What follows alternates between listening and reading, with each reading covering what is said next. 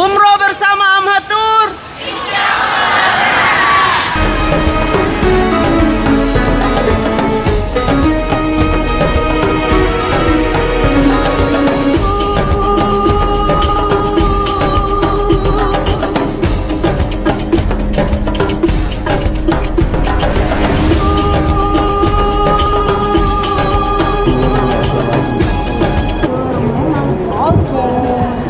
Halo.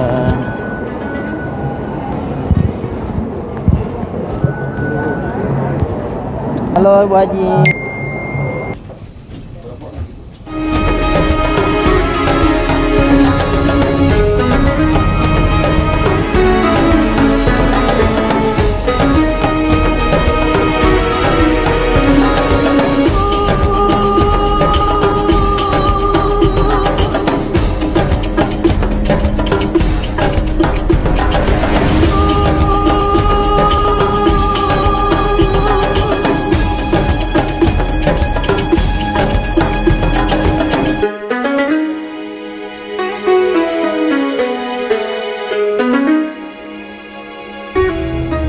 Allahumma hawin alaina safarana hadha wa atwi anna buda. Lupa kesalahannya apa namanya mengarah. Halo. Kesalahannya mengarah ke poin.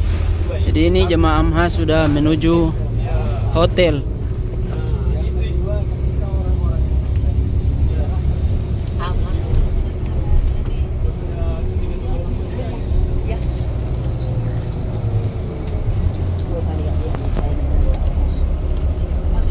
Halo.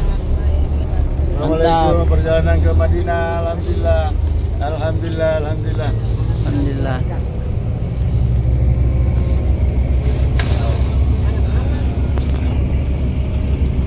Alhamdulillah bos. Baru kirim. Amin.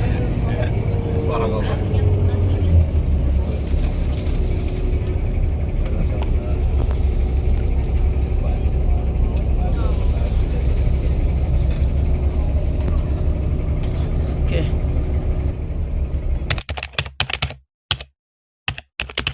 Assalamualaikum warahmatullahi wabarakatuh.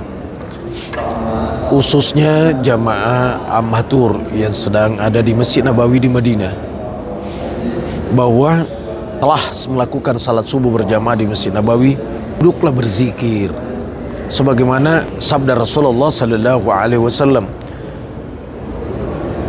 man shallal fajr fi jama'atin, siapa yang salat subuh berjamaah, summa qa'ada yazkurullah ta'ala, kemudian dia duduk berzikir kepada Allah Ta'ala. Zikir itu mungkin dia ngaji, atau dia selawatan, dia istighfar, dia tasbih, melakukan kegiatan-kegiatan untuk mendekatkan diri kepada Allah. Hatta tatlu asyamsu, sampai matahari terbit. Summa shalla rakatain, lalu dia salat 2 rakaat. Itu namanya salat sunat isyraq, ketika matahari sudah mulai terbit setinggi tombak. Nilainya itu ka'ajri hajjatin wa umratin tamma. Maka baginya pahala haji dan umroh sempurna. Maka amalkan salat sunat 2 rakaat di saat matahari telah terbit. Tapi sesudah salat berjamaah subuh jangan keluar, tinggal di masjid untuk zikir-zikir. Nanti sudah salat 2 rakaat, salat sunat isyraq, baru kembali ke hotel, sarapan pagi. Sudah itu balik lagi ke masjid untuk salat sunat duha 8 rakaat, atau terserah mau berapa rakaat. Salat duha itu minimal 2 rakaat, maksimal 12 rakaat. Allahu a'lam bishawab. Saya Amirul Amri Amhatur. Assalamualaikum warahmatullahi wabarakatuh. Assalamualaikum warahmatullahi wabarakatuh. Hari ini tanggal 28 September, rombongan Amhatur sedang berada di Madinah. Baru saja kita melakukan salat sunat duha 2 rakaat di Masjid Sayyidina Abu Bakar di Madinah. Masjid ini bangunannya masih utuh. Masjid ini namanya Masjid Abu Bakar. Sejarahnya adalah di tempat ini Rasulullah SAW melakukan salat Idul Fitri. Setelah itu Rasul telah tiada, khalifah yang pertama adalah Sayyidina Abu Bakar, dan di tempat inilah setiap Idul Fitri di tempat ini sampai Sayyidina Abu Bakar tidak ada. Virallah orang-orang di belakang menandai tempat ini lalu memberikan nama Masjid Abu Bakar. Tapi mungkin bangunannya nanti di masanya Umar bin Abdul Aziz, cucunya Umar bin Khattab nanti belakangan. Inilah bangunannya yang hanya 100 meter lebih, 146 ke berapa isinya. Nggak luas. Ya. Alhamdulillah sempat kita salat di tempat ini, Masjid Sayyidina Abu Bakar. Ada Pak Iskandar dari Sorong, ada Pak Andi Pelawagau, Profesor Bahar, rombongan dari Bulukumba. Kondisi di dalam Masjid Abu Bakar As-Siddiq. Jamaah sedang sholat duha.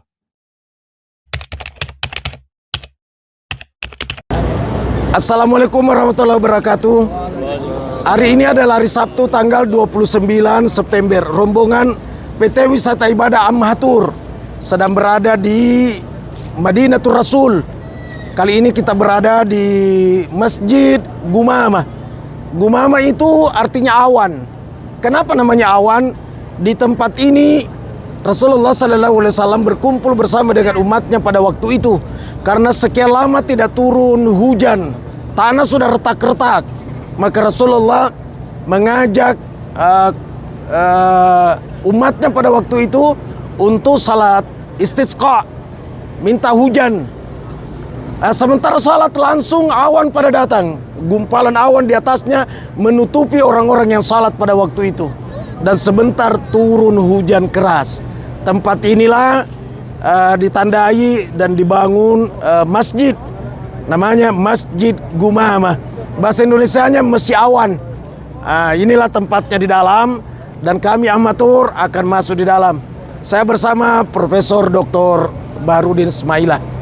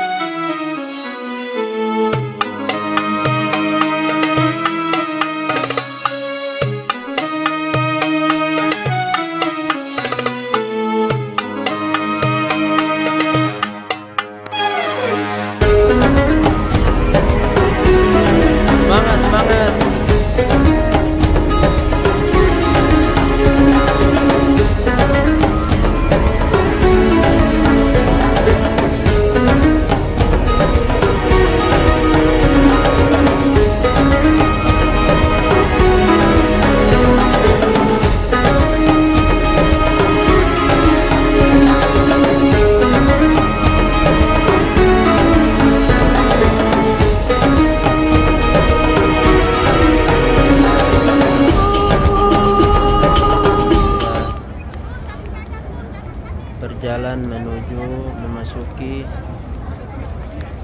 pintu pemeriksaan.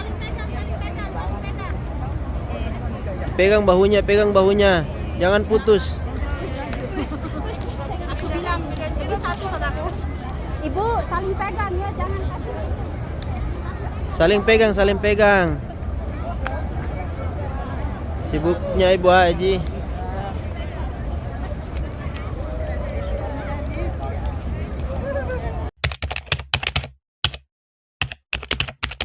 Pagi ini, jamaah akan ziarah ke beberapa tempat, di antaranya Masjid Kuba, Kebun Kurma, dan Jabal Uhud. Semoga dimudahkan. Karena kita tidak tahu namanya nyasar, tidak tahu kalau ada papanya, itu mudah, mempermudah itu menemukan. Dan kalau baju seragam dari jauh, dia sudah tahu bahwa ini temanku. Apatah lagi Edikar.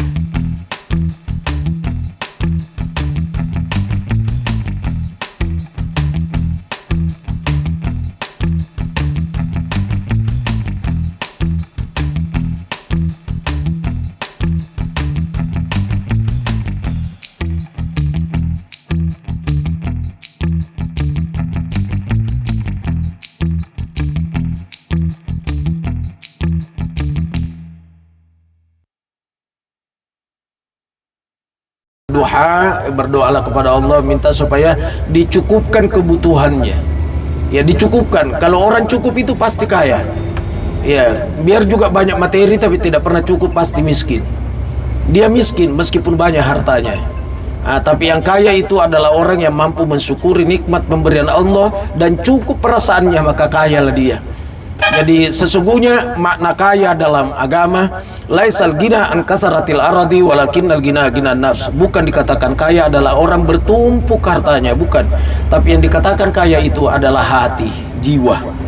Ya, tentu bermakna di situ kalau sudah mensyukuri nikmat pemberian Nabi Rasul yang paling miskin dari segi materi adalah Nabi Isa alaihissalam, tidak punya apa-apa, tapi toh sempat melontarkan kalimat, kujadikan langit adalah atapku, kujadikan bumi adalah tikarku, di saat aku tidur kujadikan bantal daun telingaku, ku terbangun di pagi hari kusut rambutku, aku sisir pakai jari tanganku, cerminku adalah air, makananku pucuk dedaunan, tapi aku adalah orang yang terkaya di dunia. Sehingga saya ada judul ceramah saya di YouTube itu, kaya itu adalah rasa. Jadi tergantung kita merasakan. Dan Bapak Ibu berangkat umrah sekarang, inilah hartanya yang paling bernilai, karena ini dikirim duluan ke akhirat. Karena dua pertanyaan dari segi harta, dari mana ke mana? Dari mana kau dapatkan, ke mana kau manfaatkan? Maka bersyukurlah berangkat umroh, dan tanamkan dalam hatinya, jangan cukup 5 tahun kembali lagi. Dalam hadis diungkapkan 5 tahun lalu aku berikan kepadamu kesehatan, aku berikan harta, berikan harta lalu tidak kembali lagi, la mahrumun, engkau adalah termasuk golongan yang rugi. Kenapa rugi? Pasti rugi karena uangmu itu, kata Allah, aku malu tidak menggantikanmu. Jadi Masya Allah, maka ajaklah keluarganya, ajaklah, tidak mesti lewat ahmatur, yang penting dia berangkat umroh, berangkat haji. Iya. Kata Prof lebih bagus di amma. Allahu Akbar. Masuk di amma tidak sia-sia, karena saya dimakan untuk sudah cukup. Kendaraan sudah ada, rumah juga sudah ada meskipun kecil. Tinggal sisanya saya mau menolong agama Allah. Dan ya Allah ya. Ya Allah, itu rumah di Ammah itu awalnya tempat menghafal Quran, dan semua yang menghafal lewat di tempat kita itu gratis, tidak ada yang bayar. Tidak muat rumah, 14 kamar, 14 kamar di situ muat. Semua anak-anak sudah tidak muat lagi karena sudah ada 80 orang. Semua dibiayai oleh Amhatur. Itulah yang membuat hijrah ke Tompo Bulu. Dan barangkali kalau orang baru masuk di Tompo Bulu di pesantren, mungkin dia berkata, Masya Allah, bisanya buat seperti ini. Bahkan ada yang berkata, saya seperti di Timur Tengah, kata orang. Ya, kata orang. Belum lagi kalau selesai itu mataamnya, restorannya, saya rasa lebih ini lagi orang, dia bilang bisa aja bangun begini. Pada di situ dulu semak-semak. Saya lanjut. Di Masjid Kuba itu sudah ditempati salat Rasul dengan sahabat ngobrol. Kata Rasul, Yahudi kumpulnya kapan? Hari Sabtu Rasul. Kalau Kristen hari Ahad Rasul. Kata Rasul, kita ngumpul sebelum hari itu. Sebelum Sabtu dan Ahad hari apa? Hari Jumat. Maka berkumpullah di situ, namanya Jumu'ah. Jumu'ah itu artinya berkumpul. Lalu turunlah ayat mewajibkan salat Jumat. Sehingga salat Jumat itu wajibnya di Madinah, bukan di Mekah. Dan tempat yang ditempati salat di situ bukan di Masjid Kuba, di sampingnya, dekatnya di situ. Masjid itu namanya sampai sekarang Masjid Jumu'ah, Masjid Jumat. Diperhatikan posisi bus. Nanti sebentar saya sambung lagi untuk episode kedua.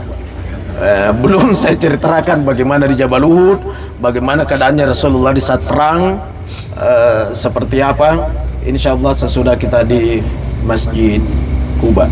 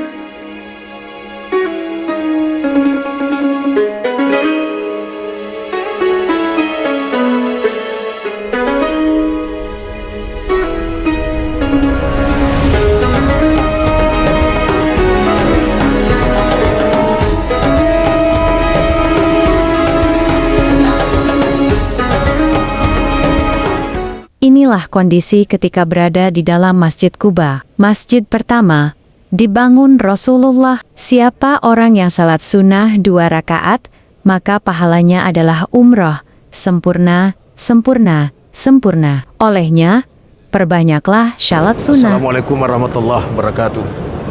Rombongan Amhatur sedang berada di Masjid Quba hari ini. Alhamdulillah, jamaah telah melakukan beberapa salat di Masjid Quba ini. Salat sunat tahiyatul masjid 2 rakaat, salat sunat duha minimal 4 rakaat, dan salat sunat hajat 2 rakaat. Jadi 4 kali salam, 4 kali mendapatkan pahala umroh. Karena hadis Rasulullah SAW, man tatahhara fi baitihi thumma ata masjidal Quba fasalla fihi ka ajri umroh. Siapa yang berwudu di rumahnya, maksudnya berwudu di hotelnya, lalu mendatangi Masjid Quba dan salat di dalamnya, maka pahala salatnya itu adalah umroh.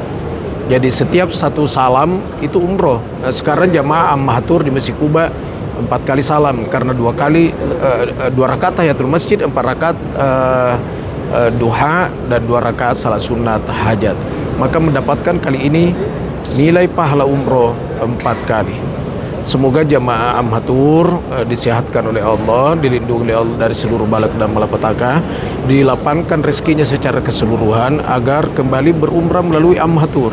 Karena bergabung di Amhatur insyaallah ilmu agama bertambah dan turut andil dalam membina umat lewat Pondok Pesantren Tahfizul Quran Ilmu Yakin Tompo Bulu Maros. Amirul Amri, wassalamualaikum warahmatullahi wabarakatuh.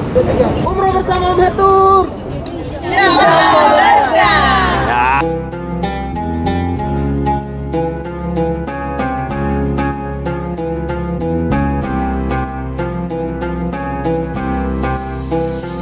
Rombongan Amhatur, saya bersama ini dengan grup dari Yahoo Kimo, ujungnya Indonesia.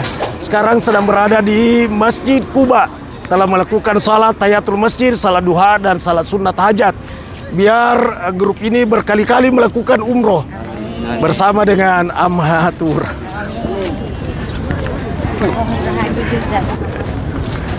Sekarang area Masjid Quba di Madinah. Masjid ini adalah masjid pertama dibangun Rasulullah SAW. Tanah ini menurut sejarah adalah tanah pemberian dari anak yatim yang bernama Suhail. Tanah inilah yang dibangun menjadi masjid pertama yang ada di Madinah. Salah satu keutamaannya dalam hadis diungkapkan bahwa salat di Masjid Quba itu nilai pahalanya umroh, asalkan ada wudhunya meninggalkan rumahnya, ada wudhu meninggalkan hotelnya. Maka bersyukurlah jamaah Amhatur, karena starting dari hotel tadi udah diberitahu semua kalau berwudhu dulu lalu berangkat ke masjid ini. Alhamdulillah, semoga yang menonton ini Allah juga rezekikan untuk berangkat mengunjungi Masjid Quba. Jamaah nanya berapa rakaat di sana, Ustaz? Tidak ada rakaatnya di kebun kurma. Halo, tidak pakai rakaat di kebun kurma. Di sana saya sarankan beli coklat saja. Ya, kalau kurmanya daftar di grup. Sekarang ini kita menuju ke Jabal Uhud setelah di kurma. Bisa konsentrasi, saya lanjut Jabal Uhud. Lanjut, bagus. Salah satu gunung di Madinah ini namanya Jabal Uhud. Jabalun artinya gunung. Uhud itu dari kata ahad. Ahad itu ada yang menerjemahkan wahid, satu, ada yang menerjemahkan esah. Karena gunung ini salah satu gunung yang masuk surga adalah Jabal Uhud. Ketika terjadi perang, Rasulullah sendiri yang memimpin perang di kalangan kaum muslimin, dan tapi sayang kalah Islam pada waktu itu karena dia tidak komitmen dengan apa yang disampaikan oleh pimpinan. Pimpinan itu adalah Rasulullah. Kata Rasul, jangan ada yang meninggalkan gunung sebelum ada perintah. Tapi karena awalnya menang dan banyak harta pampasan perang, namanya ghanimah, itu pasukan-pasukan Islam meninggalkan puncak gunung, turun untuk mengambil harta pampasan perang. Ternyata pasukan kafir Quraisy menggantikan di atas. Disinilah kekalahan Islam pada waktu itu. dan Rasulullah kena anak busur kepalanya dan bercucuran darah. Anak busur itu lagi tidak bisa keluar dari kepala Rasulullah. Salah seorang sahabat namanya Abdullah bin Sinan. Dengar baik-baik. Namanya Abdullah siapa tadi? Abdullah bin Sinan. Seandainya orang Bugis, Ibadullah sana Ibadullah. Jadi itu Abdullah bin Sinan mencoba mencabut besi yang ada di kepalanya Rasulullah dengan tangannya, dengan kukunya. Dia tarik, tidak bisa tercabut. Maka dia coba gigit dengan gigi depannya. Giginya Abdullah bin Sinan yang copot. Saking kerasnya itu anak busur yang ada di kepala Rasul. Diberitahulah Abdullah bin Sinan, "Ya Abdullah, gigimu copot." Kata Abdullah, "Biarkan seluruh gigiku copot asalkan besi yang ada di kepalanya Rasulullah keluar." Luar biasa cintanya ini Abdullah bin Sinan. Maka dia coba lagi gigit besi itu dengan gigi gerahannya. Lalu dia tarik dengan kuat. Bahasanya calon wali kota di Makassar, pakintaki. Jadi dia cabut dengan keras. Keluarlah anak busur itu, muncrat darah keluar. Begitu muncrat darah keluar, Abdullah bin Sinan mengisap darahnya Rasulullah. Sama kalau kita biasa teriris pisau, diisapkan. Dia isap darahnya Rasulullah dari kepalanya Rasul. Dan Rasul perhatikan, Abdullah bin Sinan tidak pernah dia meludah ke tanah. Artinya adalah dia telan darahnya Rasulullah. Dan Rasul berkata, "Ya Abdullah, kalau darahku dan darahmu telah bercampur, haram apinya neraka menyentuh tubuh." Jadi Rasulullah itu bukan manusia biasa seperti kita. Minta maaf, saya tidak pernah sepakat kalau orang berkata Rasulullah manusia biasa sama dengan kita. Apanya yang sama dengan engkau itu mesti penafsiran. Dan tidak ada ayat dalam Al-Quran yang menerangkan itu. Saya berani berkata, coba buka tafsir Jalalain, tafsir perbahasa, tafsir perkata. Yang ada itu kul innama ana basyarun. Katakan sesungguhnya saya basyarun, manusia. Kenapa orang tambah-tambah terjemahannya? Manusia biasa sama dengan kita. Yang mana tertulis di situ? Tidak ada. Coba itu Rasul diisap darahnya, kata Rasul, kalau darahku dan darahmu telah bercampur, haram apinya neraka menyentuh tubuhmu. Dalam kitab Syama'il al-Muhammadiyah, di sana banyak diterangkan karakternya dan bentuknya Rasulullah. Keringatnya saja Rasul harum. Apa sama dengan kita? Tidak kan? Kita lebih harum itu minyak zaitun dibanding ke keringat kita. Dalam kurung super kaci. Rasulullah tidak ada lalat berani bertengker di kulitnya, saking bersihnya. Rasulullah SAW kalau tidur kemudian keringatan, bangun istrinya namanya Siti Juwairiyah, lalu mengambil kapas, lalu dia kasih meresap ke keringat Rasulullah, lalu dia celupkan di air, kemudian dia minumkan anak-anak. Berkata Rasulullah, "Kamu sih lagi ngapain?" Kata istrinya, "Aku sayangkan keringat Rasulullah bercucuran, maka aku ambil kapas, aku kasih meresap, aku celupkan di air, aku minumkan anak-anak, biar anak-anak pada dapat berkah." Jadi keringatnya saja Rasul berkah. Apa sama dengan kita? Kalau ada yang berani berkata sama, maka tunggu suaminya sebentar kalau tidur, begitu keringatan ambil juga kapas, lalu kasih meresap, utamanya dibawa ke tiaknya kasih meresap. Ya, kemudian celupin di air, bawa pulang minumkan anak-anak, insya Allah mencret anak-anak. Ya. Untungnya beli hati unta untuk penawarnya. Jadi tidak sama. Rasulullah SAW di Jabal Uhud itu beberapa sahabat itu gugur, termasuk pamannya Rasulullah yang bernama Sayyidina Hamzah. Hamzah itu saudara bapaknya Rasulullah, itu Abdullah, saudara juga dengan Abu Lahab. Ya, tapi itu Hamzah awalnya bukan Islam. Dia masuk Islam gara-gara ada yang ketok kepalanya Rasulullah di depannya, dan itu orang Arab sangat marah kalau keluarganya ada yang ganggu.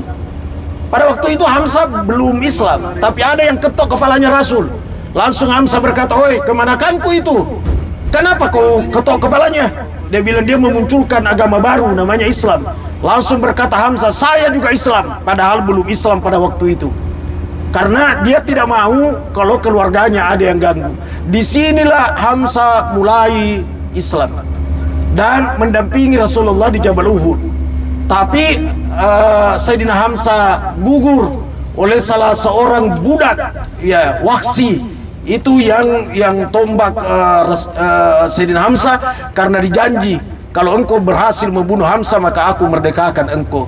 Dia berhasil. Di saat Hamzah sudah gugur, muncul Hindung. Dia bilang, mana Hamzah? Saya mau makan hatinya, karena dia yang bunuh suamiku. Ditunjuk tuh Hamzah, tapi dia tidak tahu lagi yang mana hatinya karena sudah dicincang sekecil-kecilnya. Maka dia cari pakai ujung pedang. Begitu dia dapat hatinya Hamzah, langsung dia masukkan di mulutnya, lalu dia kunyah-kunyah. Setelah itu langsung luluh perasaannya, gemetaran dirinya, keringatan, dan nanti enak perasaannya sesudah dia mengucapkan 2 kalimat syahadat. Maka masuklah Islam Hindung pada waktu itu. Siapa suruh kunyah-kunyah hatinya penghafal Quran. Inilah yang dijadikan dasar sebagian orang dengan kata tabarruk, bahwa kalau ada orang penghafal Quran dan mengamalkan isinya Quran, kasih minum banyak-banyak. Kalau sisanya dia tidak kasih bisa habis, minumkan anak-anak yang nakal biar jinak hatinya. Itu dasarnya. Sekian dan demikian karena sudah sampai di Jabal di Kurma. Nantikan Bersama Matur.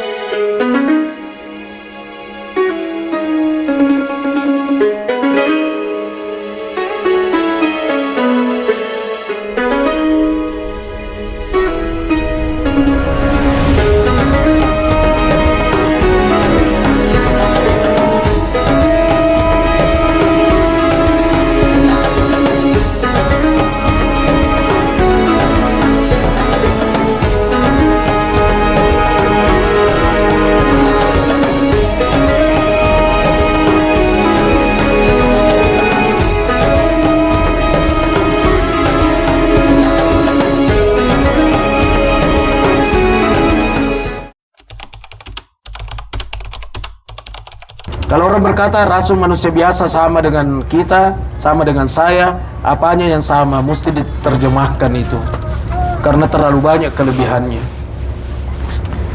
Pamannya Rasulullah di Jabal Uhud gugur, namanya Sayyidina Hamzah. Sayyidina Hamzah itu saudara dengan bapaknya Rasul. Bapaknya Rasul namanya Abdullah. Jadi Abdullah dengan Hamzah saudara kandung. Hamzah lah yang membela Rasulullah mati-matian di Jabal Uhud agar Muhammad Rasulullah tidak gugur. Tapi yang gugur pada waktu itu adalah Sayyidina Hamzah, ditombak oleh salah seorang budak namanya Wahsi, disuruh sama Hindu. Dia berhasil membunuh Hamzah, dan setelah dibunuh dia cincang lagi sampai tidak ketahuan yang mana kaki yang mana tangan. Sangat sedih Rasulullah melihat pamannya. Ponakan siapa yang tidak sedih melihat paman dikasih gitu? Lalu berkata Hindu, tunjukkan kepada aku yang mana Muhammad, saya akan makan hatinya, karena dia yang bunuh suamiku. Begitu ditunjukkan tuh Hamzah, maka dia cari hatinya Rasulullah. Nah kiri pakai pedangnya, dia cari. Begitu dapat hatinya Rasul, langsung diambil, dia masukkan di mulutnya, dia kunyah-kunyah. Setelah dia kunyah-kunyah, dihemburkan keluar. Setelah kejadian itu, langsung keringat dingin Hindu, tidak bisa lagi berdiri. Dia histeris menangis ketakutan, dan nanti enak perasaannya setelah mengucapkan 2 kalimat syahadat. Maka masuklah Hindu Islam pada waktu itu, setelah kunyah-kunyah hatinya Sayyidina Hamzah. Inilah yang dijadikan dasar sebagian ulama dengan dasar tabarukan, barakah. Sampai itu Hindum dia kunyah-kunyah hatinya. Hamzah penghafal Quran, menyebabkan luluh perasaannya. Sampai orang di kampung terkadang kalau dia tahu ini adalah ulama besar, ini adalah penghafal Quran, ini adalah orang mengamalkan isinya Quran, sengaja dia kasih air minum yang banyak, supaya di saat dia minum dia sisa, airnya itu dia minumkan anaknya. Dasarnya itu tadi kejadian Sayyidina Hamzah. Islam pada waktu itu kalah di peperangan. Di mana tempatnya perang, inilah yang mau dikunjungi. Dan di saat bapak ibu sebentar, kalau memungkinkan mendekat ke makam Sayyidina Hamzah, mendekatlah di situ, bacakan mereka Fatihah, salam, Assalamualaikum ya ahlas syuhada wa inna insyaallah bikum lahikun. Keselamatan atasmu wahai ahli syuhada, dan insyaallah aku akan menyusul kepadamu. Lalu mengitikadkan dalam hatinya, ya Allah, sertakan aku bersama mereka di dalam surgamu, karena mereka itu adalah penghuni surga. Sudah kejadian itu beberapa puluh tahun kemudian kena banjir di situ pekuburan, sampai kubur itu diperbaiki kembali. Ditemukan beberapa yang masih segar darahnya keluar, padahal sudah beberapa puluh tahun. Nah, inilah yang kita mau kunjungi. Nah, kemudian tadi yang didatangi Masjid Quba pertama, itulah masjid yang pertama dibangun Rasulullah di Madinah. Tanahnya itu pemberian dari anak yatim piatu namanya Suhail. Suhaillah berkata, ya Rasul, saya anak yatim, tidak ada peninggalan orang tuaku kecuali tanah ini. Tapi saya sangat gembira karena Rasul pertama menginjakkan kaki di Yasrib atau di Madinah, turun dari ontanya tanahku yang pertama diinjak. Maka tanah ini tidak ada lagi nilainya bagiku. Tanah ini aku hadiahkan kepada Rasulullah. Terharulah Sayyidina Abu Bakar, berkata, jangan nak, biar kau jual, biar aku beli, karena aku bawa emas dari Mekah. Kata anak itu namanya Suhail, apa yang telah aku hadiahkan ke Rasul mustahil aku tarik dan aku ambil kembali. Tambah terharu Sayyidina Abu Bakar, maka emasnya itu satu kresek-kresek langsung dihadiahkan juga kepada anak itu dan berkata, ini hadiah untukmu, dan apa yang telah kuhadiahkan kepadamu mustahil juga saya tarik kembali. Jadi seakan-akan dibeli. Tanah itulah yang dibangun masjid namanya Masjid Quba. Yang mana tempatnya? Yang ditempati salat tadi ibu di situ. Ya, salatnya 8 rakaat, foto-fotonya 800 kali. Ya, tidak apa-apa karena tidak sah rasanya pertemuan tanpa foto-foto. Kemudian di sekitar masjid itu ada tempat namanya Masjid Jumu'ah. Disitulah awal mulanya salat Jumat dekat Quba tadi. Jadi itu salat Jumat mulai bukan di Mekah tapi di Madinah. Namanya Masjid Jumu'ah, Masjid Jumat. Sudah tadi, sekarang ini Jabal Uhud. Entah sesudah Jabal Uhud apakah mutar ke percetakan Quran, tergantung Ahmad. Ahmad bilang kalau memungkinkan ke sana, kalau tidak memungkinkan langsung pulang. Ya. Kalau memungkinkan alhamdulillah, kalau tidak memungkinkan innalillah.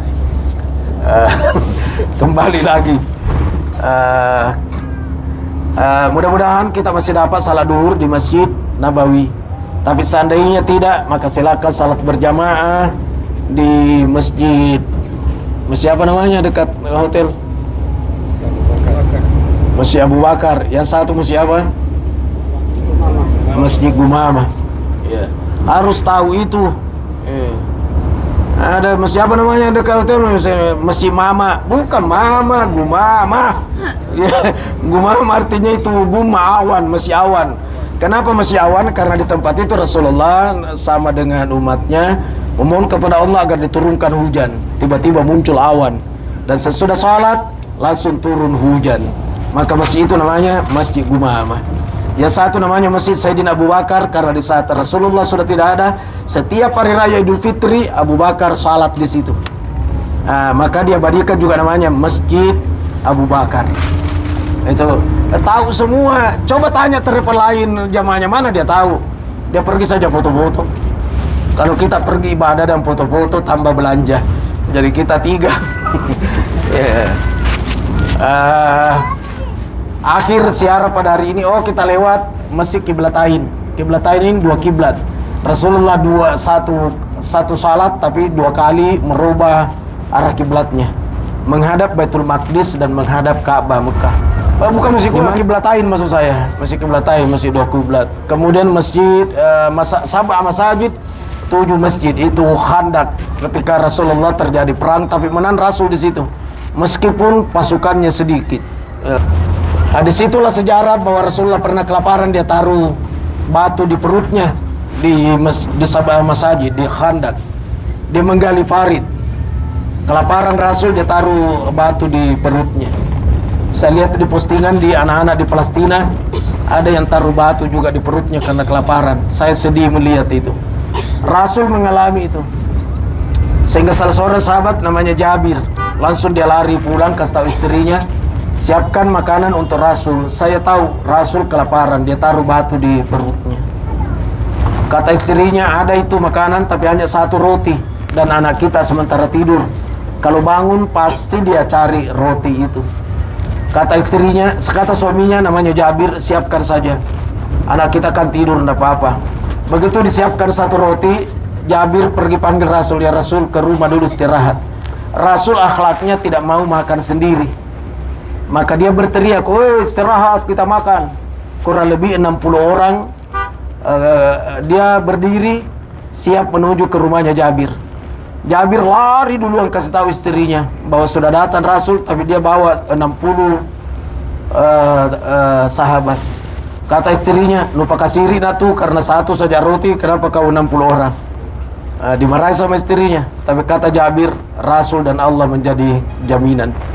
Begitu datang mereka semua, roti itu dikeluarkan, Jabir sudah gemetaran karena hanya 1 roti sementara 60 orang. Rasulullah hanya masukkan tangannya, baru dia potong, baru dia kasih, baru berkata Bismillah. Dia tidak berkata makan, tapi dia bilang Bismillah. Dia makan, semua kenyang. Kata Rasul, siapa yang pingin nambah, angkat tangannya. Semua berkata kami sudah kenyang. Pertanyaan yang muncul adalah, di saat Rasul potong roti itu tadi, apa yang dibaca? Makanan sedikit bisa jadi banyak. Ternyata dalam riwayat yang dibaca Rasulullah adalah ayat kursi. Jadi kalau misalnya buat acara pesta pernikahan, undangannya hanya 1000, tapi ternyata tiba-tiba datang orang 2000. Mau beli makanan sudah tidak ada yang dijual karena malam hari. Maka coba amalkan. Ya, yang sendok makanan jangan banyak orang tapi 1 orang, tapi tutup terus, setiap selesai disendok tutup dan baca ayat kursi. Maka berkahnya yang sedikit bisa jadi cukup. Demikian penjelasan singkat menuju ke Jabal Uhud. Ada pertanyaan? Di Jabal Uhud sebentar karena sudah sangat panas. Barangkali ada yang tidak turun dari bus. Tapi yang mampu turun itu lebih bagus turun, karena kapan lagi? Apalagi yang baru, saya sarankan sampai di pagarnya makam Jabal Uhud, pagarnya Sayyidina Hamzah. Saya pernah, malah sudah sekian kali mencium bau yang amat harum di dekat makam Sayyidina Hamzah. Ini sudah Jabal Uhud, dan gunung ini tidak bisa tumbuh rumput dan kelihatan kemerah-merahan. Ada yang berkata itu masih pengaruhnya bekas darahnya penghafal Quran yang pernah menetes di situ, sampai tanah itu kelihatan kemerah-merahan.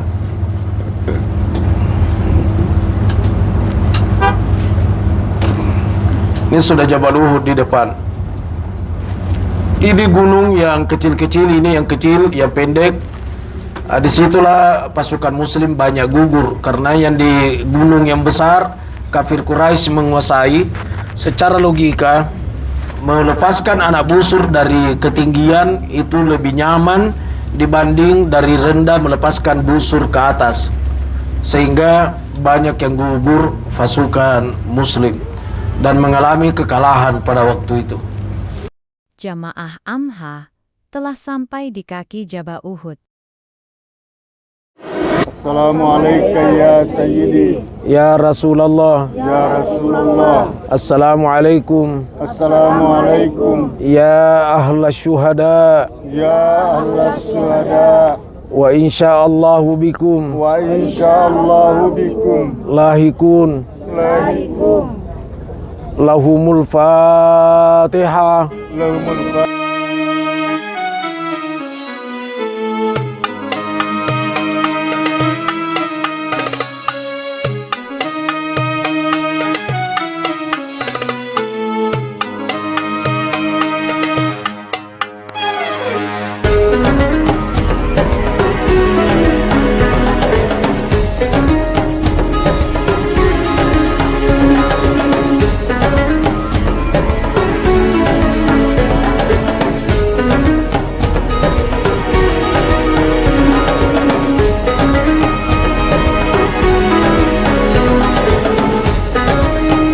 Assalamualaikum warahmatullahi wabarakatuh. Rombongan Amhatur sekarang sedang berada di samping makam Ahlul Syuhada Sayyidina Hamzah dan sahabat-sahabat Rasul pada waktu itu yang gugur di Uhud.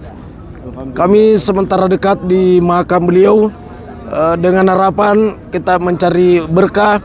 Semoga Allah Subhanahu wa taala menyertai kita dengan para syuhada di dalam surganya Allah kelak insyaallah. Amin. Alhamdulillah.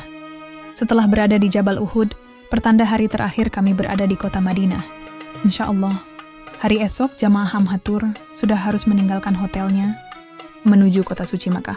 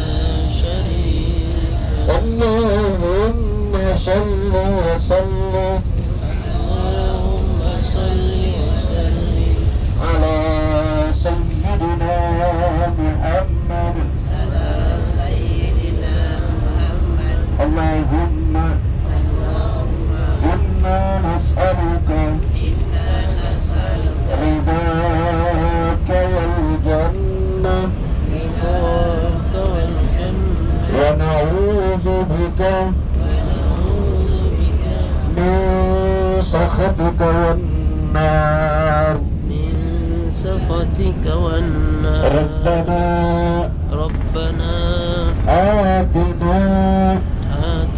في الدنيا حسنة وفي الآخرة حسنة وقنا عذاب النار وقنا عذاب النار وادخلنا الجنة مع الأبرار يا عزيز يا غفار يا رب العالمين. Kalimat ini banyak kita lantunkan sebentar sesudah kita bernikat di Bir Ali. Bir Ali itu adalah salah satu tempat mikat. Mikat itu adalah tempat memulai starting melakukan ibadah umroh. Sesudah kita berniat sebentar, tapi niatnya nanti di atas bus saya tuntut. Jadi masuk saja salat sunat ihram di masjid. Setelah itu naik di bus. Seandainya batal wudhunya tidak apa-apa. Berniat di bus, sesudah berniat itu maka hukum sudah berlaku. Larangan-larangan ihram sudah berlaku. Tidak boleh melanggar. Tidak boleh tutup kepala laki-laki. Tidak boleh nutup muka, pakai cadar perempuan. Kalau mau pakai masker dikecilkan maskernya. Lebih luas area muka diganti dengan maskernya. Tapi sebaiknya tidak usah pakai lah, kecuali memang perlu berat. Kemudian tidak boleh pakai kaos kaki laki-laki, tidak boleh pakai sepatu laki-laki, tidak boleh pakai parfum laki perempuan sama,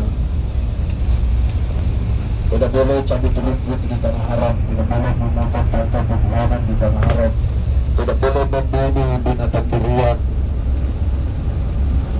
tidak boleh kata-kata porno, tidak boleh berbantah-bantahan, tidak boleh marah-marah, tidak boleh buka-bukaan pakaian. Dan seandainya melanggar, mesti lapor ke saya supaya dicarikan solusi. Sampai di Mekah sebentar, mungkin kita turun sebelum jam 12 untuk tawaf, sa'i dan tahallul. Tahallul itu menggunting, jangan sampai tidak menggunting. Sering kejadian begitu selesai dia tidak menggunting, pulang baru buka pakaiannya. Itu pelanggaran itu. jadi bawalah binti-binti kecil nanti di tasnya untuk ke masjid. Ini kita sudah keluar kota Madinah. Di sebelah kanan bus ini masjid yang berdiri di segi empat, inilah namanya Dur Ali. Di sini kita turun. Kemudian yang tidak ada wudhunya silakan perbarui wudhu. Kenapa berwudhu? Karena mau sholat sunat tiram. Tapi seandainya ada yang haid, maka dia tidak usah sholat, tidak boleh sholat. Tapi tetap niat sebentar, sesudah niat dia juga sudah ihram. Tidak boleh juga buka-bukaan pakaian. Dia mesti menjaga hal-hal yang tidak boleh dilanggar. Ini berali model masjid ini segi empat. Jadi jangan sampai masuk di sebelah selatan lalu keluar di sebelah timur. Itu bisa nyasar itu. Kemudian di bus ini ada tertulis di depan di kaca ada stiker bus 1 Amhatur. Jadi bus ini adalah bus 1 Amhatur. Yang satu itu adalah bus 2 Amhatur. Bus yang kita sekarang ini adalah bus 1. Jadi yang bus 1 yang ada di bus ini tetap naik sebentar di bus 1 dan duduk sesuai dengan tempat duduknya supaya koordinasinya gampang. Jangan berlama-lama di Durali karena kita hanya mau salat 2 rakaat baru kembali naik lagi di bus. Niatnya salat sunnat ihram, usalli sunnata lil ihrami rakataini lillahi ta'ala. Sengaja aku salat sunnat ihram 2 rakaat karena Allah. Setelah salat sunnat ihram 2 rakaat kembali di bus. Nanti di bus saya tuntun niat insya Allah.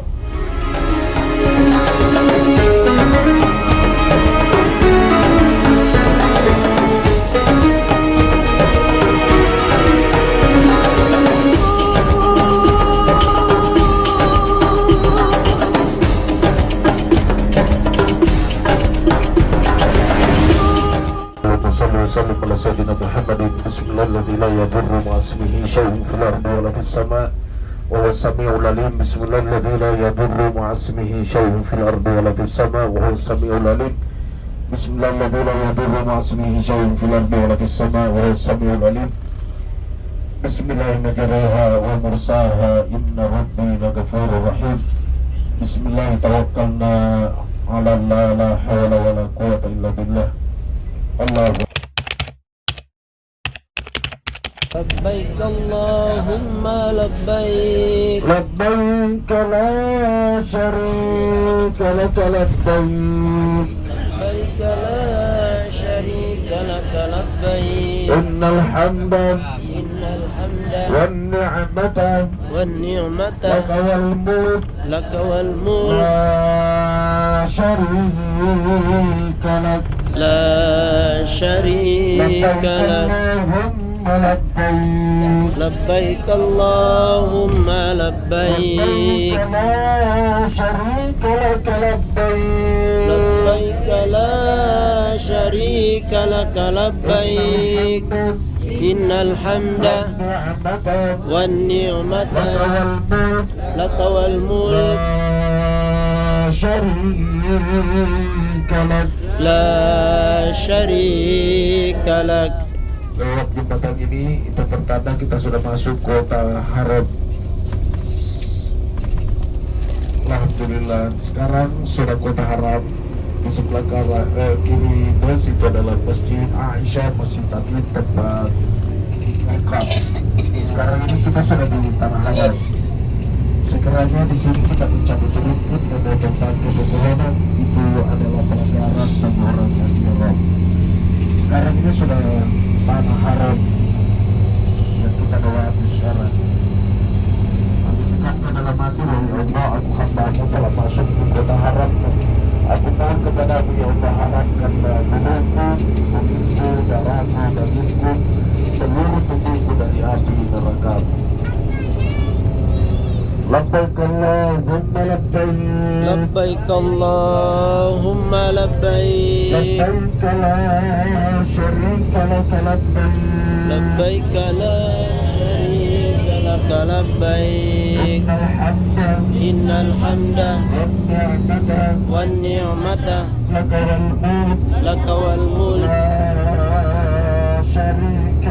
la syarika lak. Arah Masjidil Haram jam tuh di depan sudah nampak, sudah kelihatan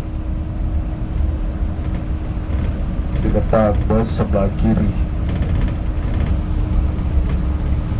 Mari mengikuti saya membaca doa masuk kota Mekah. Bismillahirrahmanirrahim. Bismillahirrahmanirrahim. Alhamdulillahirabbil alamin.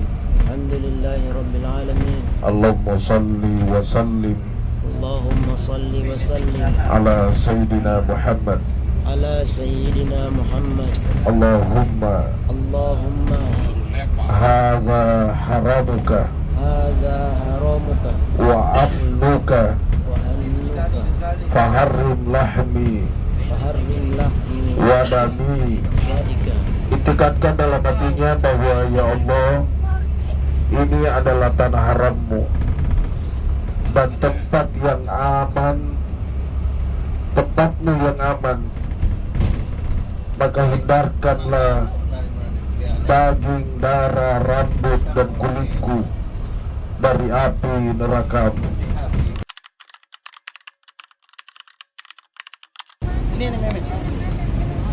Pastikan ada wudunya, karena tidak boleh orang tawaf tanpa wudu, tapi boleh orang sa'i meskipun tidak ada wudu. Paham sampai di situ? Yang kedua, sesudah tawaf sa'i jangan lupa tahallul.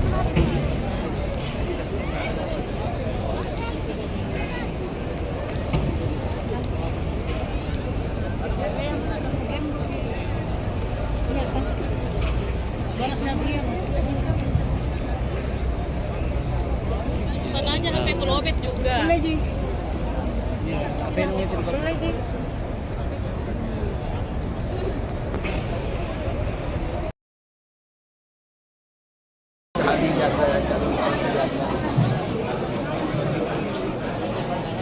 Kalau ada kegiatan yang Barakallah.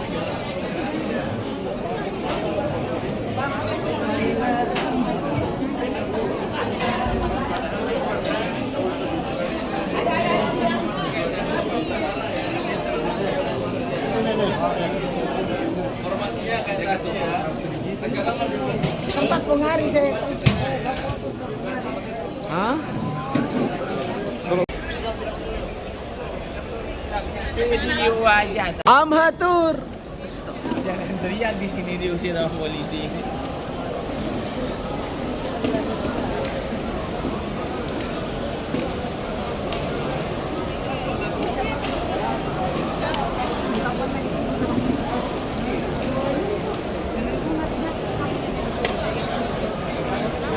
Jamaah Al-Hakim telah melakukan Inna safa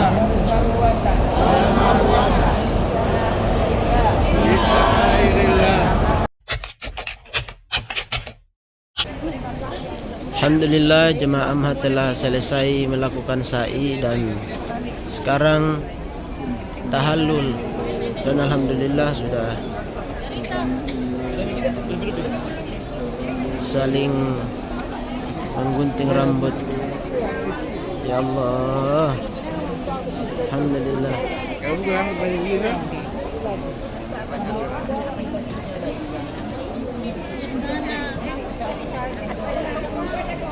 Tuh ada yang bapak.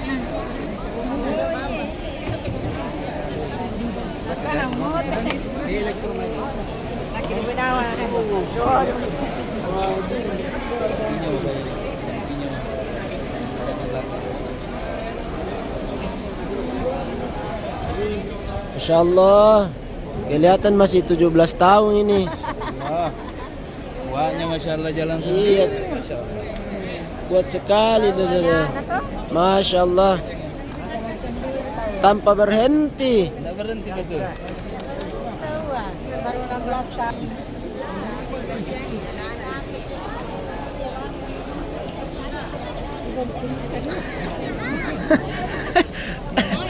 Langsung salap Salah bereaksi. Sambil jalan sambil.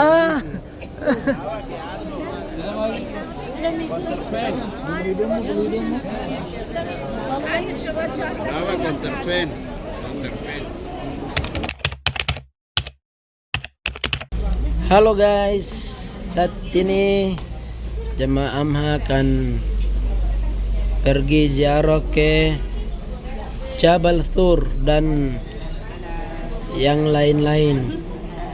Nah ini sama bocil ini. Halo. Sambil menunggu bis datang ya, kumpul-kumpul di lobi. Halo semuanya. Ini yang paling banyak tawafnya, 14 kali. Lewat mi. Alhamdulillah. Ya ini turun manual gara-gara.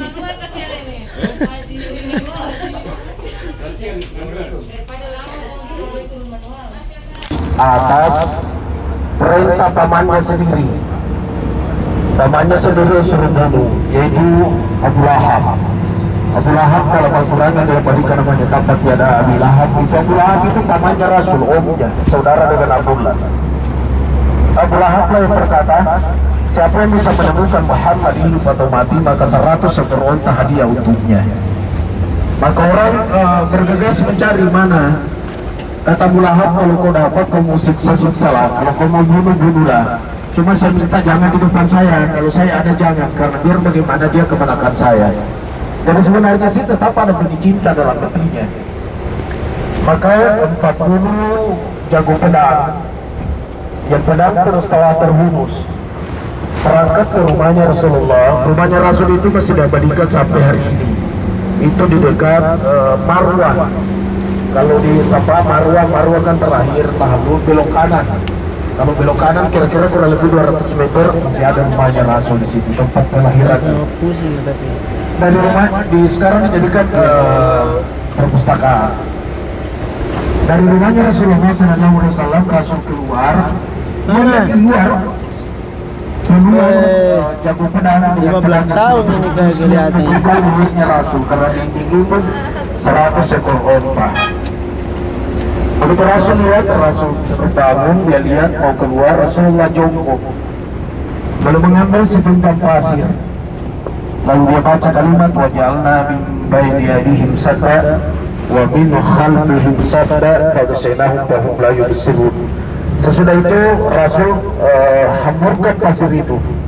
Dengan izin Allah, Rasul hilang dari penglihatan musuh.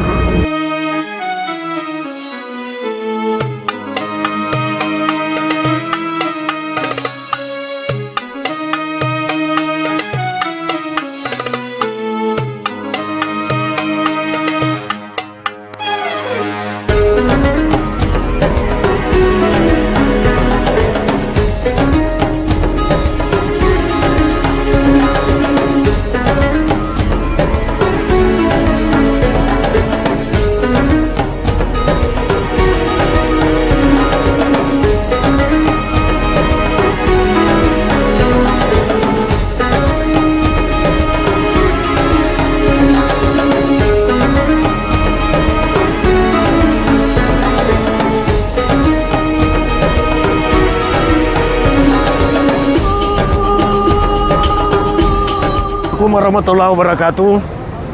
Kali ini rombongan jamaah Amhatur telah nyampai di kaki bukit Jabal Sur, gunung yang ditempati Rasulullah SAW bersembunyi ketika akan dibunuh oleh kafir Quraisy, dan Rasulullah hijrah dari Mekah ke Yasrib yang namanya sekarang Madinah. Di gunung itulah di atas Rasulullah bersembunyi, tapi lubang gua tidak kelihatan. Nanti di seberangnya lagi, kemudian masuk di gua, namanya Jabal Sur. Ini semua ini jamaah kita, jamaah Amhatur yang akan mendaki ke Jabal Sur.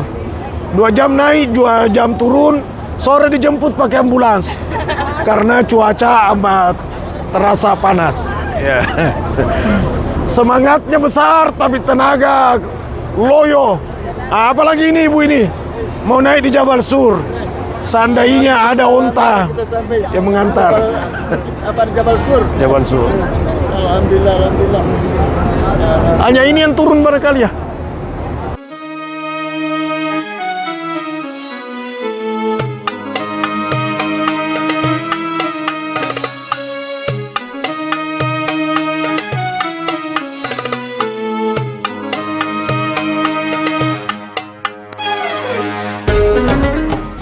Umurnya Asma pada waktu itu antara 17 tahun ke 18 tahun. Jalan. Sudah ada semua kan? Siapa tahu ada nyelono naik tidak bilang-bilang. Saya lanjut. Siapa lagi tadi namanya anaknya Sayyidina Abu Bakar? Asma. Asma umurnya 17 tahun 18 tahun. Bisanya itu Asma dia sampai juga di Jabal Sur di malam hari karena dia bawa makanan dan minuman untuk bapaknya. Luar biasa. Bisanya itu Asma tahu bahwa arahnya abahku ke sini. Dan setelah sampai di Jabal Sur dimarahi lagi sama abahnya yaitu Sayyidina Abu Bakar. Kata Sayyidina Abu Bakar, "Kenapa ke sini? Kalau kau didapat sama kafir Quraisy, itu dipastikan kau dicincang pedang, kau dibunuh." Artinya adalah nyawa jadi taruhan. Tapi karena cintanya Asma kepada abahnya dan kepada Rasulullah, sampai ke atas di situ sendiri lagi, anak perempuan di malam hari. Dan berkatalah Sayyidina Abu Bakar, "Simpan itu makananmu, cepat-cepat engkau pulang, cepat-cepat engkau sampai di rumah. Dan hati-hati di jalanan, karena kapan kedapatan oleh kafir Quraisy itu dipastikan kau dicincang pedang, kau dibunuh. Dan jangan kesini lagi, karena saya sudah mau melanjutkan perjalanan ke Yasrib." Sudah tahu? Tahu. Pulang cepat. Jaga nenekmu, jaga ibumu. Dia pulang Asma. Ternyata semalam datang lagi. Padahal kemarin dimarahi. Inilah orang yang cinta sama anak-anak. Kalau mau ikut sama mamanya, ikut ke mama. Jangan sampai diputar telinganya menangis, tetap juga mau ikut sama mama. Inilah contohnya. Jadi besoknya datang lagi Asma. Kata Sayyidina Abu Bakar, "Kenapa datang lagi? Ayo pulang cepat. Dan usahakan sampai di rumah sebelum subuh. Karena kalau terbit fajar, kau dibunuh sama kafir Quraisy. Jangan datang lagi." Maka pulanglah Asma dan Sayyidina Abu Bakar bersama Rasulullah melanjutkan perjalanan ke Yasrib dengan kendaraan unta. Kita bisa bayangkan perjalanan kemarin Madinah ke Mekah dengan gurun pasir seperti itu. Belum ada Google Maps, tidak ada petunjuk, kecuali Rasul melihat bintang kalau malam, mau ke sini arahnya Yasrib. Maka dipastikan kalau Rasulullah juga ahli ilmu falak. Sekarang, kenapa unta jadi kendaraannya? Kenapa bukan kuda? Kenapa bukan binatang lain? Kenapa mesti unta? Allah berfirman dalam Al-Quran, "Afala yanduruna ilal ibili." Bagaimana engkau berfikir tentang unta? Tidakkah engkau berfikir tentang unta? Kenapa engkau tidak pikirkan unta? Apanya mau dipikirkan? Terlalu banyak kelebihan yang Allah berikan kepada hewan yang namanya unta. Bahasa Arabnya Jamal, bukan Jamal. Saya ulangi, Jamaluddin panjang, Jamaluddin pendek. Kalau Jamaluddin itu ontanya agama, kalau Jamaluddin keindahannya agama. Jadi beda sedikit saja ucapannya. Jadi jangan bilang Jamaluddin, onta. Oi onta. Itu. Jadi Jamaluddin. Saya lanjut. Kenapa onta jadi kendaraannya Rasulullah? Ternyata diteliti, diamati, survei membuktikan. Satu, onta itu kalau minum sekarang tanggal 3, Oktober, maka mampu bertahan sampai tanggal 3 bulan November. Jadi bisa 1 bulan baru minum. Karena kalau seandainya kuda yang menjadi kendaraannya Rasul, kira-kira nampai talungan lo mati. Ya karena kehausan. Ini onta tidak. Makanya onta yang menjadi pilihannya, menjadi pilihan kendaraan. 1. Yang kedua, onta itu ditinggikan lehernya supaya tidak merasakan teriknya pasir, panasnya pasir. Yang ketiga, onta itu kukunya seperti besi bajak. Karena kalau kukunya seperti kuku kuda, pasti hancur di jalanan. Jadi Allah mengajak kita berpikir tentang onta. Kenapa onta yang menjadi kendaraan? Selanjutnya, onta itu amat patuh dan tunduk sama tuannya. Sehingga seandainya Bapak Ibu ada waktu kalau hajian ke tempat pemotongan onta, tidak ada onta yang diikat. Asal ada tuangnya, dikasih kode duduk, langsung onta itu berlutut duduk dan menyerahkan lehernya untuk disembelih. Kalau kuda, sapi kan diikat, ditindis balok-balok apa segala macam, itu pun meronta. Tapi onta tidak seperti itu. Dalam hadis diungkapkan, saya baca dalam kitab Mukhtarul Hadis, onta itu memiliki 2 sifat yang menonjol. 1, onta itu bersifat malaikat, dan yang kedua, onta itu bersifat syaitan. Sifat malaikatnya adalah tunduk sama tuangnya, meskipun akan disembelih, jadi tidak perlu diikat. Tuangnya kasih kode duduk berlutut, maka dia duduk berlutut lalu menyerahkan kepalanya untuk disembelih lehernya. Tunduk. Apa maknanya? Seakan-akan onta itu memberikan gambaran, wahai sekalian, wahai kalian, kenapa kalian tidak tunduk kepada yang menciptakan, yang memberikan makanan? Hanya diminta 2,5% dari hartamu, kau banyak berpikir. Sementara saya, nyawaku diminta oleh Tuanku yang sering memberikan rumput, nyawaku diminta saya serahkan. Sementara kalian hanya 2,5% diminta, kalian berpikir. Seakan-akan bermakna seperti itu. Inilah sifat malaikatnya onta, tunduk sama tuannya.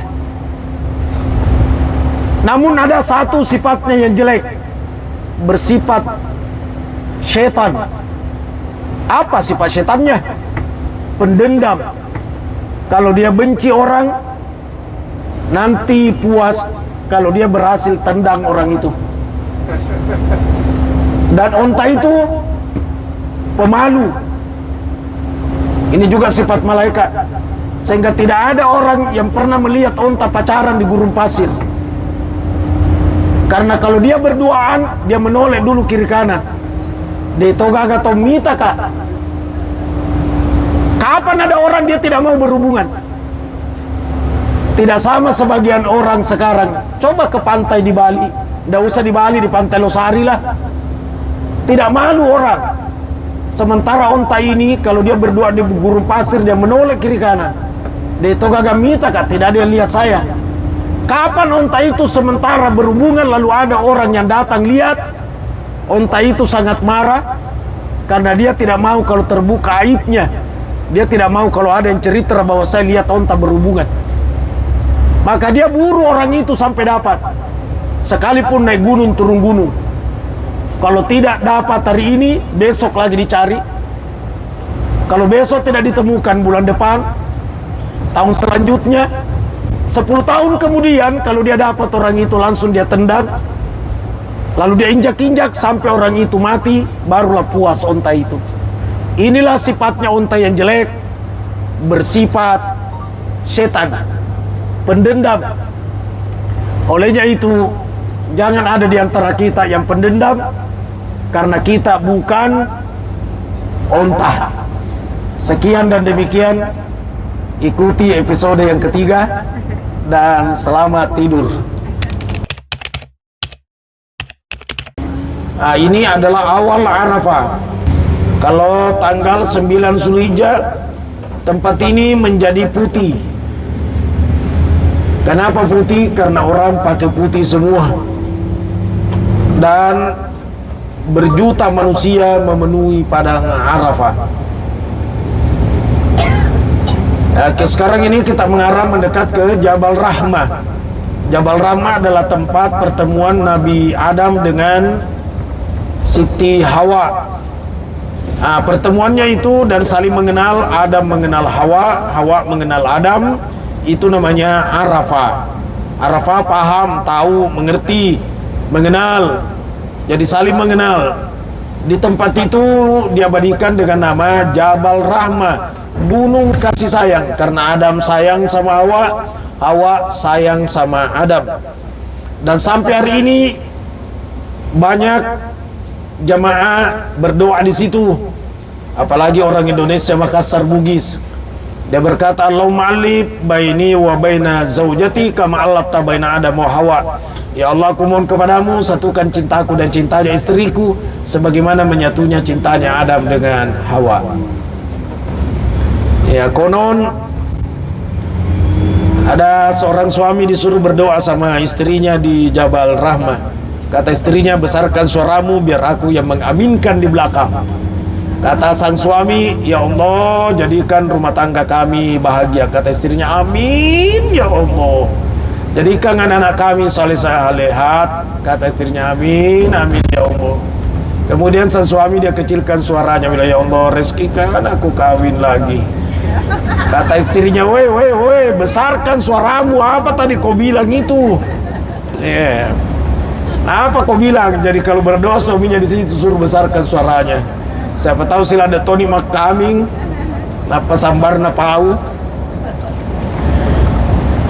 Di Jabal Rahmah tidak disyaratkan sholat, tidak disyaratkan. Tapi kalau seandainya sholat, itu juga tidak ada larangan, karena semua tanah, semua bumi itu adalah tempat sholat kecuali 5 tempat.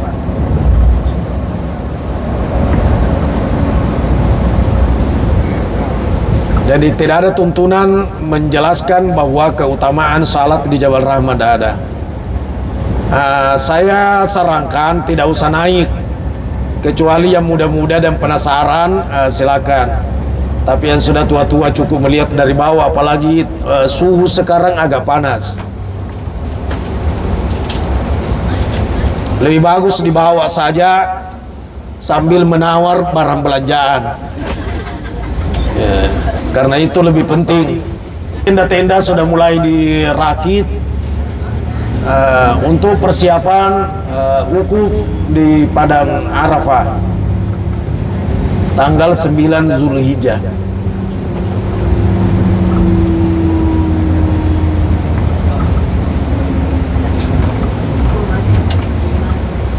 Harga barang itu di sana kurang lebih di Jabal Uhud di Madinah, kurang lebih lah. Dulu di sini banyak onta yang dihias, tapi hampir setiap hari orang bertengkar dengan jamaah karena banyak mempat tolo-tolo jamaah. 10 real dipoto, naik onta lagi 10 real, begitu naik orang dia langsung kasih jalan ontanya. Sebentar dia minta 100 real. Jamaah bilang tadi hanya ngomong 10, kenapa 100? Dia bilang karena langkah kakinya untaku sekian kali melangkah. 1 kali melangkah 5 real. Nah ini berapa kali melangkah? Sering bertengkar di situ jamaah, sehingga dilarang ada onta lagi di sini.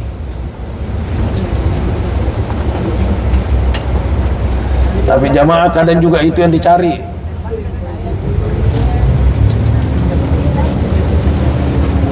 Diperhatikan tempat posisi bus. Kalau ada yang bisa dipoto, nomor-nomor kah di tiang atau apa, foto itu supaya tidak linglung sebentar kalau berangkat ke tempat parkiran. Nah itu ada WC di depan, foto itu WC nomor berapa itu. Dan umumnya di WC di sini tidak ada airnya. Ya. Jadi bawa saja tisu basah 2 dus. Oke, sampai Sekarang udah sampai, silakan yang mau turun. Masih di depan sedikit. Mimpi aku menyembelimu, maukah engkau saya sembelih? Coba pikir baik-baik. Kata Nabi Ismail, ya abati fa'al ma tu'mar, satajiduni insyaallah minas sabirin. Abah lakukan itu Abah, insyaallah saya sabar meskipun aku disembelih. Terus apa permintaanmu nak sebelum aku menyembelihmu? Kata Ismail, Abah kalau boleh saya meminta. Mintalah nak, apa? Kau mau anggur? Bukan makanan Abah. Terus apa? Saya minta Abah itu pisaunya asalah setajam mungkin biar mempercepat larinya di atas leherku, agar rasa sakit itu tidak lama aku rasakan Abah. Yang kedua, saya minta ikatlah tangan dan kakiku sekuat mungkin, agar sebentar kalau aku disembelih meskipun terasa sakit, saya tidak bisa bergerak yang sekira-kira dapat menyakiti Abah. Apalagi nak permintaanmu? Abah rebahkan aku ke tanah, palingkan mukaku menghadap ke tanah, dan di saat Abah meletakkan pisau di atas leherku, jangan menatap mukaku, biar Abah tidak kasihan sama anaknya. Abah, kumpulkan seluruh tenagamu, kuatkan penyembelihanmu, agar rasa sakit itu tidak lama aku rasakan. Apalagi nak, Abah buka bajunya Abah biar tidak terlumuri darah, karena kalau Abah pulang, percikan darah yang mengenai kainnya Abah bisa menangis karena kasihan sama anaknya. Apalagi nak, Abah, saya nitip salam sama Ummi, dan tolong disampaikan agar aku dihalalkan air susunya yang pernah aku isap ketika aku masih kecil. Saya tidak bisa membalas Ummi karena saya tidak punya rupiah, saya tidak punya real. Abah, buka baju yang nempel di badanku ini, lalu lipat dengan bagus, lipat dengan rapi, antar pulang, serahkan ke Ummi sebagai cenderamata kenang-kenangan yang terakhir dari anaknya Ismail. Salam buat Ummi, suruh bersabar, semoga aku jumpa di dalam surga. Apalagi nak, Abah, hindarkan anak kecil yang seumur sebaya dengan saya, jangan ada main-main di sekitar rumah, biar Ummi tidak teringat dengan aku. Abah, jangan sampai diceritakan Ummi kalau saya diikat, karena Ummi pasti menangis. Inilah kesalehannya Ismail yang disembelih di sekitar tempat itu tadi, menurut informasi secara mutawatir. Cuma Indonesia tidak mengunjunginya karena ini jauh tendanya Indonesia dari tempat ini, kecuali tendanya travel. Kalau travel semua dekat. Di sebelah kiri bus itu bangunan yang seakan-akan tidak jadi. Di situ melontar orang, melontar jamrah Akabah, ula ustaz dan Akabah. Sejarah dibangunkan itu salah satu poinnya adalah di saat terjadi perkelahian, dan yang paling banyak gugur dari Sulawesi Selatan adalah orang Jeneponto. Di situ dijatuhkan turun dari atas, dan saya hadir pada waktu itu. Dijejer mayat-mayat di situ. Kemudian terowongan di depan di semua berdiri, tendanya di sini terus di bawah. Jadi sangat dekat dengan pelontaran. Bagaimana ONA biasa? Kurang lebih 6 kilo dari pelontaran. Kenapa jauh sekali? Sesuai pembayaran. Berapa amma kemarin? 228. Terowongan ini adalah baru. Ini dibuat oleh Osama bin Laden di saat telah terjadi tragedi Mina di terowongan yang satu di sebelah kanan kita, di sebelah kanan bus ada terowongan di sana. Di situ menelan korban banyak. Lewat terowongan ini ONA biasa di depan tempatnya, termasuk Bone berjubel di situ. Bone, Bulukumba, Bantaeng lewat terowongan ini. Ini hampir dikata tidak ada lagi travel di sini. Kalau ada travel di sini, mungkin kehabisan dana.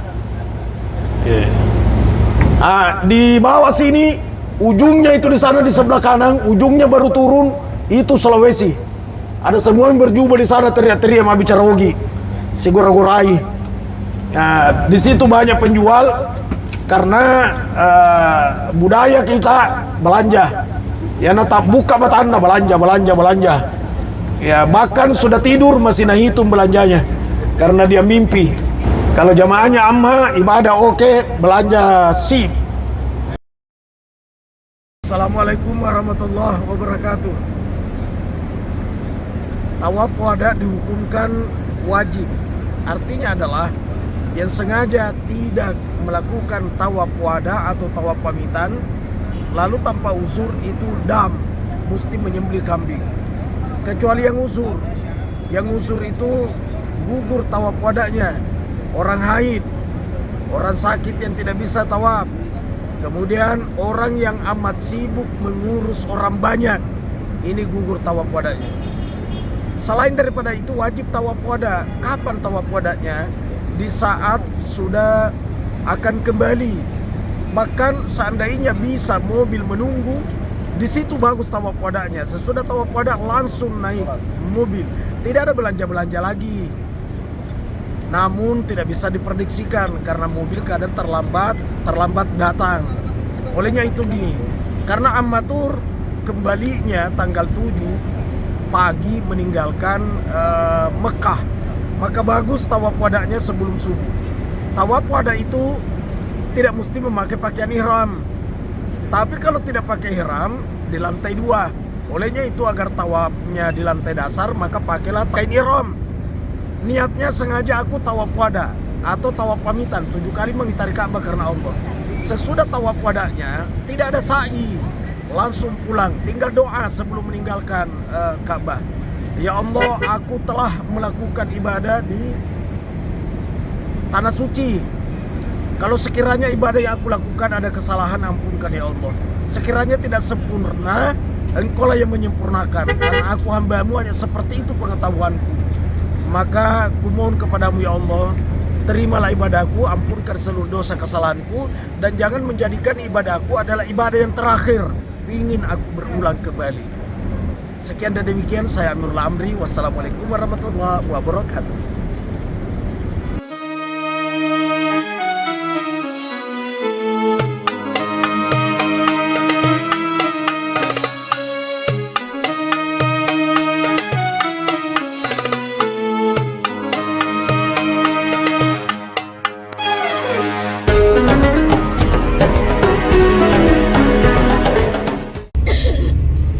Permohonan maaf dari pengelola Ambutur mulai sejak Bapak Ibu mendaftar hingga nanti sampai di rumahnya, segala bentuk kekurangan, kehilapan, kesalahan kiranya mohon dimaafkan.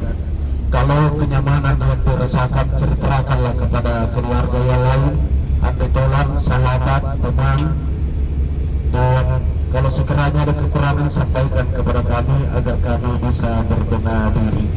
Yang jelas bahwa kesempurnaan itu bukan milik makhluk, bukan milik manusia, tapi kesempurnaan itu adalah milik Allah. Jadi kalau ditemukan kekurangan, maklumi bahwa melayani Bapak Ibu selama ini bukan malaikat, tapi manusia, dan manusia itu pasti ada kekurangan, kegelapan. Maksud hati memuaskan Bapak Ibu, tapi seperti itulah kenyataannya di lapangan. Hotelnya yang amat kecil, makanannya amat sederhana, tapi kalau disyukuri itu tergantung kita. Bedanya burger dengan basah hanya di tenggorokan, tapi setelah sampai di perut itu sama-sama kenyang. Barangkali demikian pemberangkatan bulan depan tanggal 7 Desember. Ikut pemberangkatan di Desember atau tengah bulan. Setelah itu di Januari, setelah itu di bulan 2. Dan pada depan mungkin ada saya tidak berangkat karena tanggal 26 saya terbang ke Turki. Ini. Tanggal 7-nya terbang pulang. Dan kalau saya ikut lagi terbang, nanti saya akan pulang bermalam di Makassar 1 malam, baru terbang lagi. Tidak sama dulu, kalau dulu ke 1 Barat langsung pindah lagi, tidak penerbangan lagi. Sekarang tidak bisa, capek. Tidak sama dulu. Sehingga anak-anak pergantian saya kader di kantor Batu Pesantren.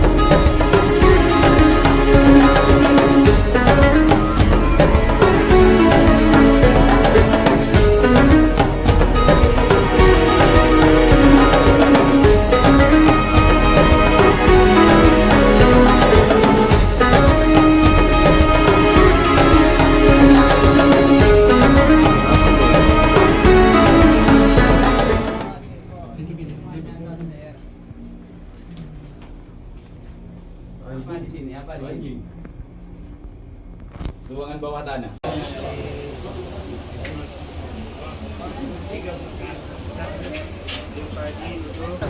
Sekarang rombongan amatur berada di Museum Amudi. Abu Amudi. Bakar Al-Mudi. Abu Bakar Al-Mudi. Ya, itu yang benar. Itu yang benar. Agulak. Tal. Malu, saya malu. Malu. Di Museum Abu Bakar Al-Mudi ada sumur replika sumur Samsam, ada rumah orang Arab zaman dulu. Ya, betul. Peralatannya. Betul. Dan kami sekarang merasakan Ke dalam lagi ada Hajar Dan ini songko-songko Arab Badui.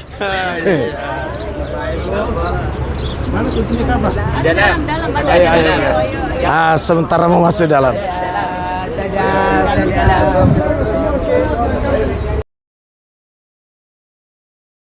Halo.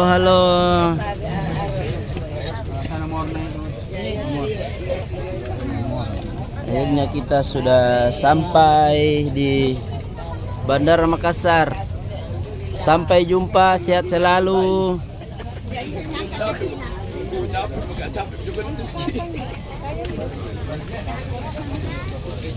Halo nenek yang masih sangat muda kelihatan.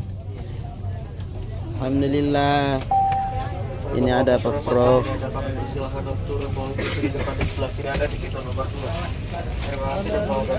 Terima kasih Haji Memes yang punya Lion.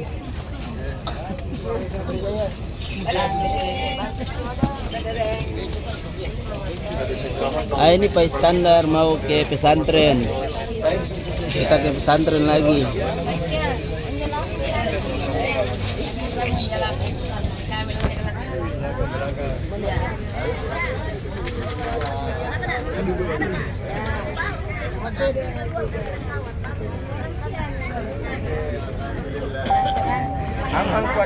Jangan lupa kacamatanya dipakai. Biar kacamata las pakai saja, enggak apa-apa.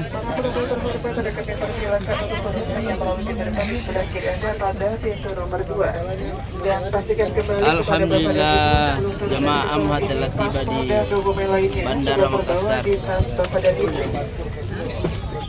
Halo semuanya. Telah sampai dan selamat di Kota Makassar. Alhamdulillah. Akan bertemu pada program umrah selanjutnya. Amin. Amhatur.